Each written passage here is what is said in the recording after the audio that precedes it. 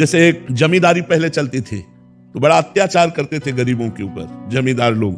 तो एक गरीब केवट था, तो उसने कुछ रुपए अपनी बेटी के ब्याह के लिए लिए थे। तो साल 2 साल में मेहनत करके पैसा एकत्रित किया और जमींदार को दे दिया जाके, अपनी खेती से कमा के। जमींदार ने वो रुपया लिया और फाइल से नाम नहीं काटा, कर्जा का जो हिसाब था वो काटा नहीं।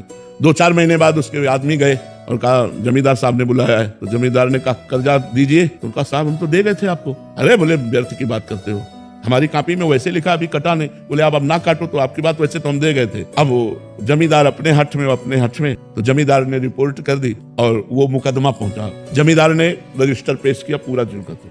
अब वो गरीब आदमी उसने कहा साहब हमने दे दिया है। तो बोले गवाही? तो उनका रघुनाथ जी अर्थात भगवान राम।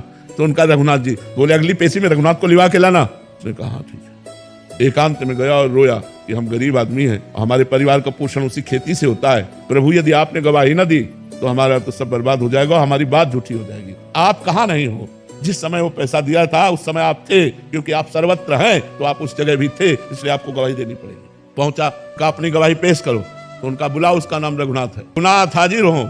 लाठी टेकते हुए आए और जमींदार से कहा 100 का नोट वो, 200 का नोट वो, इतने सोने के सिक्का उस जगह तुम्हारे रखे, वो इसी के तो दिए हुए हैं, हमने देखा। उसके होश उड़ गए कि ये तो बिल्कुल। और अब जमींदार की भगवान के सामने हिम्मत नहीं, जब आंख में आंख डाल के बात की ना तो उसकी हिम्मत। बोले हाँ। तो 420 में जमींदार के ऊपर दंड जुर्माना लगा और वो छोड़। विश्वास कि भगवान है, मेरी रक्षा करेंगे, भगवान है, मेरा सहयोग करेंगे। दृढ़ विश्वास, किसी भी स्थिति में विश्वास ना टलने पावे, ऐसी शक्ति हमें दे न दाता। मन का विश्वास कमजोर होना, हर स्थिति में भगवत विश्वास बना रहे।